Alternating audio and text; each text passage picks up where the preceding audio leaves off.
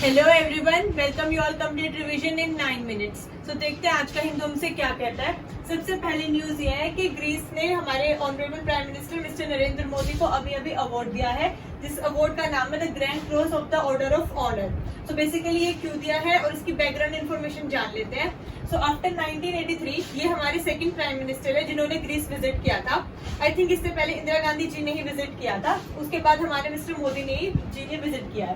तो बेसिकली ये वहां पर एक स्पीच दे रहे थे और इन्होंने अपनी स्पीच में काफी पॉइंट्स इंक्लूड किए थे, जैसे कि हम ग्रीस के साथ कोलैबोरेट करेंगे डिफेंस में, स्किल सेक्टर में, अब माइग्रेशन में, इनकमिंग और आउटगोइंग जो है हमारे इमिग्रेशन एंड एमिग्रेशन में, देन हम प्रमोट करेंगे कल्चरल हेरिटेज। ठीक है, देन इन्होंने अपने स्पीच में जो पॉइंट्स इंक्लूड किए थे वो मैंने आपके लिए स्पेसिफिकली न्यूज़पेपर से और ढूंढकर लिख दिया है यहाँ पे। जैसे कि इन्होंने कहा था कि लास्ट 5 इयर्स में इंडिया ने 13.5 करोड़ पीपल को आउट ऑफ पॉवर्टी से बाहर निकाला है। ठीक है, आत्मनिर्भर भारत की तक पर हम चल रहे हैं। देन हमारे 25 लाख किलोमीटर जो है हमने फाइबर केबल जो है लगाई है 2014 से लेके अब तक, ताकि हर घर में बिजली और ये इंटरनेट आपका सारी जो है फाइबर केबल फैसिलिटीज प्रोवाइड हो सके।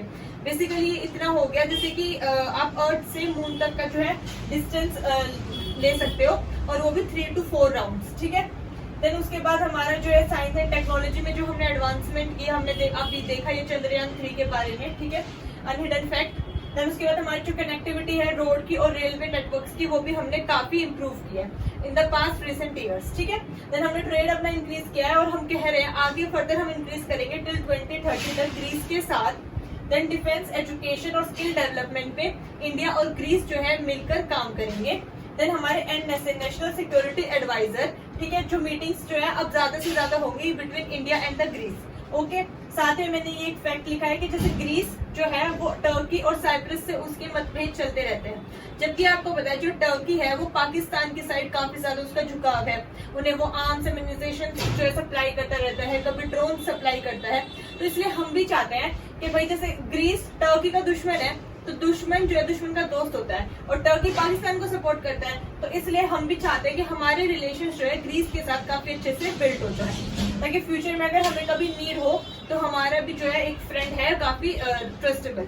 देन उसके बाद हमारी जो सेकंड न्यूज है बहुत ही इंपॉर्टेंट, दैट इज नटराज का जो अभी स्टैचू है उसको हम इंडिया लेके आ रहे हैं। नटराज का जो स्कल्पचर है, ठीक है, 28 फीट का ये है, इसका वेट है 19 टन। ठीक है, और ये 8 मेटल से मिलकर आपका बना है, gold, silver, copper, lead, tin, mercury, zinc and iron. Okay, और ये किसने बनाया है, इसके रचनाकार कौन है, दैट इज श्रीकंठा सतापति, और ये ब्रदर्स है मिलके साथ में, बट जो मेजर है वो यही है। देन उसके बाद हमारा जो लॉर्ड नटराज का स्टैचू है ये हमारी चोला डायनेस्टी के टाइम से है। आई मीन चोला डायनेस्टी में सबसे पहले इसको देखा गया था, बनाया गया था। ये किनको डिपिक्ट करता है, दैट इज हिंदू गॉड जो है हमारे गॉड शिवा, और ये उनकी जो डांस फॉर्म है उसको डिपिक्ट करता है। अब ये मैंने आपके ड्रॉ कर दिया है, तो अब मैं आपको इसको एक्सप्लेन कर देती हूँ किस तरीके से है ये। Pardon me for the drawing. तो जैसे ये हमारे अगर लॉर्ड शिव जी हैं और ये उनके हेयर है जो खुले हुए हैं, तो ये जो खुले बाल है ये डिपेंड करता है गंगा रिवर को जो बह रही है, ठीक है, माउंटेन से आ रही है। देन उसके बाद उनके 2 हाथ है, तो जो उनका राइट हाथ है, ये वाला जो हाथ है ऊपर वाला, ये है डी इज दिस डमरू। डमरू किस लिए? Sound of creation. ठीक है, और सेकंड में जो उनका लेफ्ट हैंड है इस साइड वाला, वो है F is fire, that is eternal fire at the left side, कि एक ही साइड में वो क्रिएट भी कर रहे हैं तो दूसरे साइड में वो नष्ट भी कर सकते हैं। उसके बाद 4 हाथ इनके पास टोटल, तो 2 ये हो गए हमारे, 2 इनके जो नीचे है, उसमें से नीचे वाला जो राइट साइड का है दैट इज इन अभय मुद्रा। ठीक है, और जो लेफ्ट साइड का है वो जो इनका ये पैर है, ये इनका एक पैर जो है ना वो पैर इनका ऐसे हवा में उठा हुआ है टिल्टेड फॉर्म में, और एक पैर है जो ईगो जो राक्षस है उसके ऊपर है। तो जो हवा में टिल्टेड पैर है उसी के ऊपर ही इनका लेफ्ट साइड का हैंड है इस तरीके से, और वो डिपेंड कर रहा है पाथ ऑफ सेल्वेशन को। ठीक है, और लास्ट में ये जो हमारा इनका एक पैर है ये हमारे राक्षस के ऊपर है, जो कि कह रहा है कि ईगो एक ना एक दिन, घमंड एक ना एक दिन डिस्ट्रॉय हो जाता है।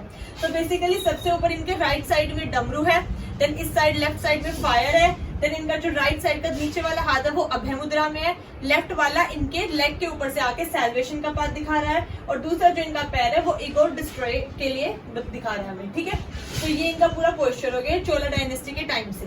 देन उसके बाद इसमें जो इनके ईयर है वो मेल एंड फीमेल, इन्होंने दोनों तरीके के इयररिंग्स डाल रखे हैं, जो दोनों मेल एंड फीमेल दोनों की फीचर्स को दिखा रहा है। देन उसके बाद इनके गले में ये जो है ये स्नेक है, दिस इज द स्नेक, ठीक है। और ये दिखा रहा है कुंडलानी पावर, जो कि हमारे स्पाइन से रिलेटेड होती है, ठीक है। तो चूंकि जो बिल्कुल हमारे यहाँ नेक रीजन से स्टार्ट होता है और पीछे हमारी पूरी वर्टिब्रल कॉलम स्पाइन होती है, तो वो इरेक्ट रहे और हम कुछ गलत काम ना करें, तो वो दिखाता है हमारा कुंडलानी पावर। तो हमारी जो नेक्स्ट न्यूज है दैट इज कि हमने इंदौर को बेस्ट स्मार्ट सिटी के लिए बोला है। जो हमारी ऑनरेबल प्रेसिडेंट मैम है वो हम उन्हें अवार्ड देंगी एमपी से। और उसके बाद सेकंड नंबर पे स्मार्ट सिटी है सूरत, देन आगरा। और अगर स्टेट में देखेंगे तो सबसे पहले है Madhya Pradesh, then Tamil Nadu, then Rajasthan, then UP, so on. और यूनियन टेरिटरी में सबसे पहले चंडीगढ़ है और ये ministry of housing and urban affairs के अंडर आती है, ठीक है। नेक्स्ट हमारा है इंडिया एंड ईरान के रिलेशंस। ये हमारा आईआर के पॉइंट ऑफ व्यू से काफी इंपॉर्टेंट है। सो बेसिकली इसमें चाबार पोर्ट के रिगार्डिंग बात की गई है। तो मैंने आपके लिए मैप ड्रॉ कर दिया है, बाकी आप एक बार खुद भी देख लेना, ग्रीस को भी मैप में और चाबार पोर्ट ऑफ ईरान को भी। रेस्ट मैंने ड्रॉ कर दिया, मैं आपको बता देती हूँ। जैसे ये इंडिया है, ये पाकिस्तान है, ये अफगानिस्तान है। सो बिफोर पार्टीशन हमारा पूरा एक ही होता था ईरान के साथ, तो हमें ऐसे दूसरी कंट्री के उसके मोहताज नहीं होना पड़ता था, डिपेंड नहीं होना पड़ता था। लेकिन अभी क्या हो रहा है कि जैसे पाकिस्तान और अफगानिस्तान है, तो बेसिकली अगर हमें सेंट्रल एशियन कंट्रीज में जाना है, आपकी तजाकिस्तान, उज्बेकिस्तान, इन सब में जाना है, तो हमें अफगानिस्तान और पाकिस्तान से होते हुए जाना पड़ेगा, या फिर हमारे पास डायरेक्ट सी रूट हो, that is by Chabahar port. तो ईरान में हमारे पास एक बहुत ही इंपॉर्टेंट पोर्ट है, उसकी लोकेशन यहाँ पर है। जो हमारे यहाँ के जो मुंबई पोर्ट्स है, ठीक है, और गोवा के और ये सब मुरमुगांव एंड ये सब जो पोर्ट्स है, इनसे इजीली कनेक्ट हो जाएगा। तो ये चाबार पोर्ट है, तो हम इसकी कनेक्टिविटी के रिगार्डिंग इस आर्टिकल में बात करेंगे। तो हम चाहते हैं कि इससे हमारे ईरान के साथ हमारे रिलेशंस जो है काफी ज्यादा स्ट्रॉन्ग हो जाए, ताकि हमें कनेक्टिविटी के लिए किसी कंट्री के ऊपर डिपेंड ना रहना पड़े, ठीक है। इससे हम जो क्रूड ऑयल है वो without any like major tax हम चीप तरीके से जो है इम्पोर्ट एक्सपोर्ट कर सकते हैं। देन ये INSTC corridor, that is international north south transport corridor में भी काफी हेल्प करेगा, जिसमें हमारी ये मेजर कंट्रीज है India, Iran, Afghanistan, Russia, central Asian countries हमारी यहाँ पे जो है, एंड यूरोप। सो इनमें ये हमारी connectivity to central Asian countries to Europe easily establish कर देगा, ठीक है। तो ये इंडिया और ईरान के रिलेशंस है और बैकग्राउंड मैंने आपको बता दिया, इसलिए हम चाहते हैं ईरान से हमारे और अच्छे से रिलेशंस बिल्डअप हो जाए। नेक्स्ट हमारा जो एडिटोरियल है, एक बहुत ही अच्छा एडिटोरियल आ रखा है आज हिंदू में, that is on clean tech. सो मैंने सारे इंपॉर्टेंट पॉइंट्स यहाँ लिख दिए। पहले हम प्रॉब्लम डिस्कस करेंगे, देन हमारे जो ऑथर है वो क्या सॉल्यूशन दे रहे हैं, और हम अपनी साइड से भी आंसर लिखते टाइम क्या सॉल्यूशन ऐड ऑन कर सकते हैं वो डिस्कस करेंगे। सबसे पहले क्लीन टेक मतलब clean technology, that is majorly जो इसका फोकस है वो रिन्यूएबल एनर्जी के ऊपर, कि विदाउट एनी पोल्यूशन हम रिन्यूएबल एनर्जी की सहायता से अपने जो इलेक्ट्रिसिटी को प्रोड्यूस कर सके और बाकी काम कर सके। तो इसमें आप सबसे पहले सोलर बेस्ड इलेक्ट्रिसिटी के बारे में बात करेंगे, क्योंकि जो हम सन की एनर्जी यूज करके इलेक्ट्रिसिटी प्रोड्यूस करेंगे, क्योंकि उसमें कोई पोल्यूशन नहीं होगा। देन हम बायोमास जो है, biomass powered cold storage facility के बारे में बात कर सकते हैं, कि अगर आप वैसे कोल्ड स्टोरेज फैसिलिटी देखोगे तो बहुत कॉस्टली भी पड़ेगा हमें, ठीक है, और उसके कुछ ना कुछ एनवायरनमेंट में हजार्डस जो है आपके जरूर होंगे। लेकिन जो हमारा biomass powered cold storage facility है, ये बायोमास से जो एनर्जी जनरेट होगी उसके थ्रू हम कोल्ड स्टोरेज जो है डेवलप करेंगे, ठीक है। तो इसके कोई पोल्यूशन या हार्मफुल इफेक्ट्स भी नहीं होंगे। देन हमारा माइक्रो सोलर पंप फील्ड्स में हम लगा सकते हैं, क्योंकि इंडिया आपने देखा है एक मोस्टली एग्रीकल्चरल कंट्री ज्यादा है। हमारे इंडिया में 120 मिलियन जो है फार्मर मोस्टली एग्रीकल्चर से ही अपना होम जो है घर चलाते हैं, फीड करवाते हैं अपने बच्चों को।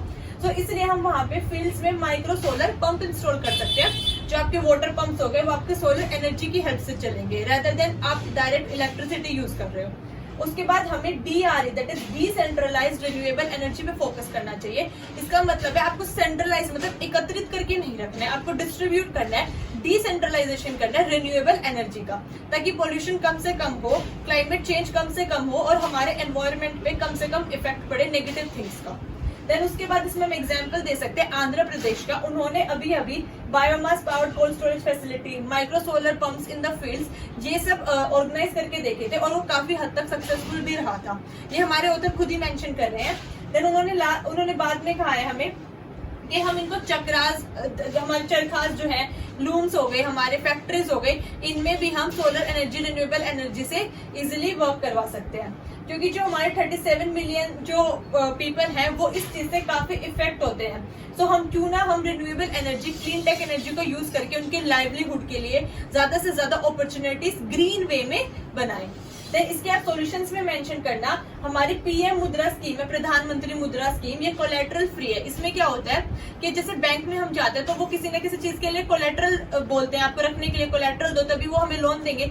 इसमें आपको कोलेटरल नहीं देना होता और बहुत ही मिनिमल से इंटरेस्ट रेट पे आपको जो है ग्रीन एनर्जीज के लिए लोन मिल जाता है। सेकंड हम मेंशन कर सकते हैं पीएम मत्स्य प्रधानमंत्री मत्स्य स्कीम, इसमें आपके फिशरी सेक्टर को डेवलप करने की बात की गई है थ्रू ग्रीन एनर्जी। देन हमारी पीएमएफएमई, इसमें भी हमारे जो है ग्रीन एनर्जी के थ्रू हमारे बाकी सेक्टर्स को डेवलप करने की बात की गई है। तो ये आप कुछ पॉइंट्स अपने सॉल्यूशन में मेंशन कर सकते हैं। साथ ही में आप मेंशन कर सकते हैं कि हम इससे लाइवलीहुड जनरेट करेंगे, एम्प्लॉयमेंट जनरेट करेंगे, अपॉर्चुनिटीज जनरेट करेंगे हमारे फार्मर्स के लिए, primary, secondary and tertiary sector के लिए। ज्यादा से ज्यादा हमारा जो एनवायरमेंट है उसके जो कॉन्सिक्वेंसेज हो सकते हैं, जैसे आपकी नेचुरल फ्लड आ जाती है, डिजास्टर हो जाते हैं, उनको हम कम कर सकते हैं। सो इसी के थ्रू हम अपनी जो है ग्रीन एनर्जी को प्रमोट कर सकते हैं। आई होप आपको आज का लेक्चर पसंद आया हो। Then please like, share and subscribe the channel. Thank you so much. जय हिंद।